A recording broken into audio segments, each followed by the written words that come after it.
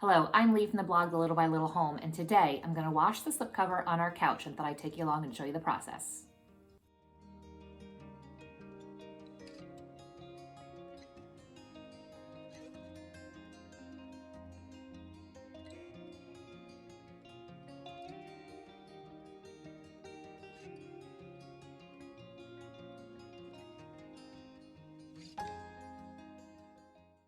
We've had this couch now for 2 years, and I wash the slipcover about every 6 months. It is a Pottery Barn couch, and we absolutely love it. It is the most comfortable couch we've ever had. Previous to this, when we lived in our farmhouse, we did not own a couch. We had moved different states, and just the budget was never there. So we moved here. We put it at the top of our priority list was to add an actual full-size couch here in this home. And it's been a really great investment, and we can see ourselves using this for a really long time. I decided to get a slip-covered couch because I can wash it and clean it easily, and I know that this couch is going to last a long time. If I wanted to, down the road in the future, I could purchase a new slipcover and change out the look if I wanted to, but for right now, this is working really quite well for us. So let me show you how I go about this process. Also, this is real life. This is typically what our couch normally looks like. Usually there's even blankets thrown all over it as well. So just to let you know that when I have it all together later on, it looks really good. It probably will last maybe about an hour if I'm lucky. One thing that you might notice is that I have a sheet covering the bench cushion of our couch. I've changed this out about once a year. It's a really cheap investment, about $10 for a new sheet. This way I don't have to wash the slipcover as often because like I said, I aim to do it. I try to do it every 6 months, but it doesn't always work like that. So this kind of buys me a little bit of time, and I can easily, probably about once a week or once every other week, I can just take this sheet off, throw it into the wash it, dry it, and put it right back on, and it has saved me from washing the entire slipcover more times than I need to. The process for washing a slipcover can take the better part of a day, but it will not take every moment of your day. Basically, what you need to do is get it started and just listen for the washing machine to finish, throw it into the dryer, and then get it back onto the couch. And you just keep doing that process, and it will not take more than a day. Sometimes, depending upon the weather, if it's humid out, I've had to leave the cushions off the couch overnight, just kind of standing around in the living room, and then they are dry by the next morning. But do plan on needing to pay attention to the process so that it doesn't take more than a day.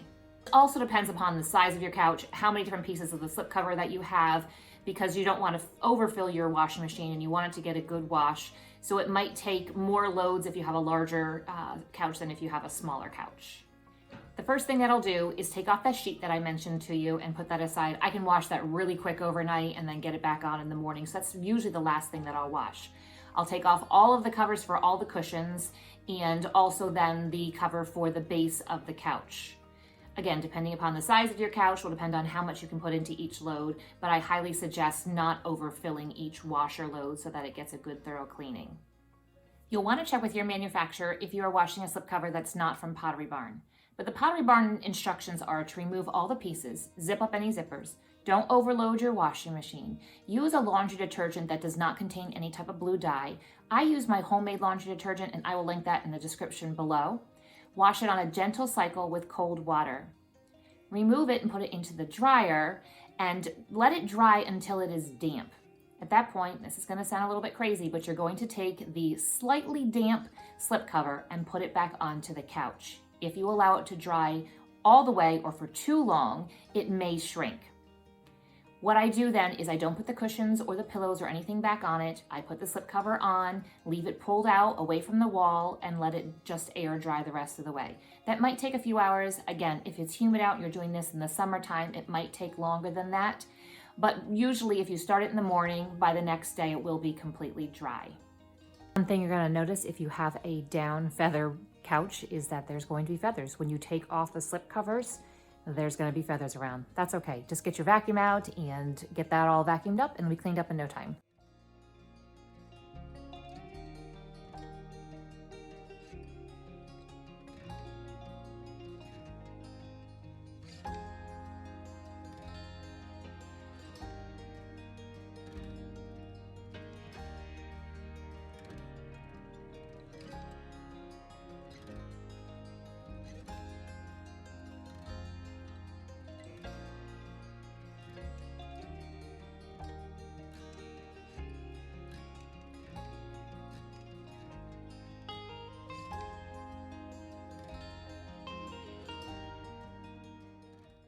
I do all of the washing and drying in a total of 3 loads. The first one is for the bench cushion.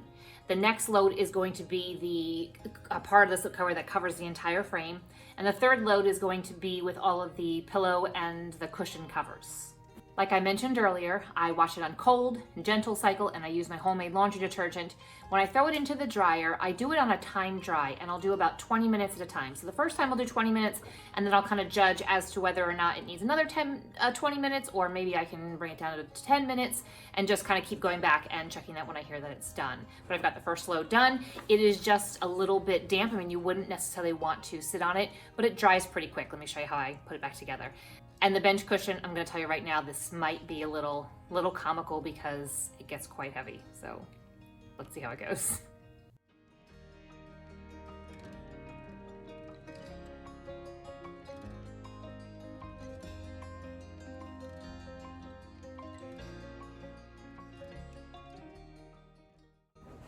One other thing that I try to do when I do this is to flip it around. Because of the zipper, the part that's going to get the zipper is going to be in the back. Now I can rotate the cushion just one way, but what I'll do is when I wash it is flip it the other way so that the part that had the zipper before is now facing out, just to keep the wearing of it more even.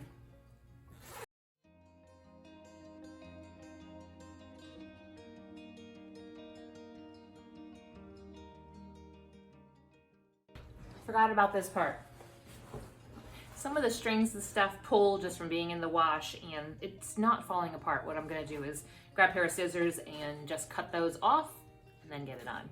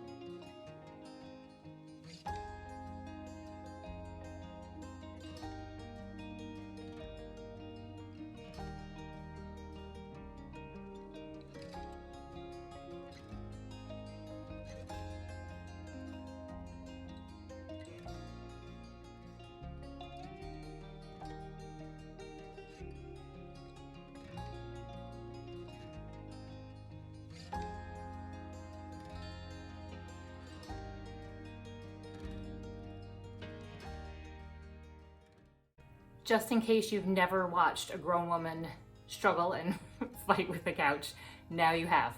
So that probably only took about 10 minutes. I would say the hardest part are the two ends. I would say the last end was even harder, just trying to get the last of it in there. This is exactly why you don't want to dry the pieces completely, because you'll have a hard time getting it back onto the piece or the cushions inside of them. So by leaving them slightly damp, they will then fully dry all the way. This is tight, but it's not more tight than it should be. By being tight, the bench cushion is actually really nice and firm, but also soft because it is a down feather. So don't think that me kind of struggling with that meant that I over dried it, because I also highly recommend wearing comfy clothing. Don't wear anything too stiff because you're going to be climbing all over this, thus the leggings and a big comfy shirt today for this project.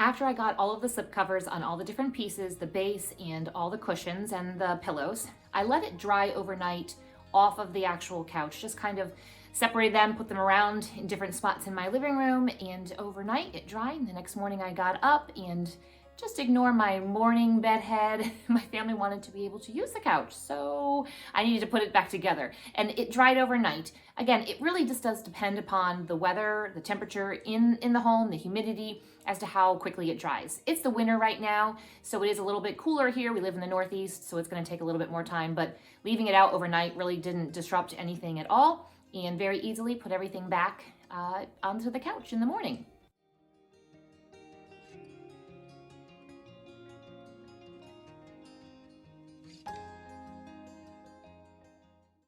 One thing you'll notice after you wash your slipcovers is that the couch feels firmer.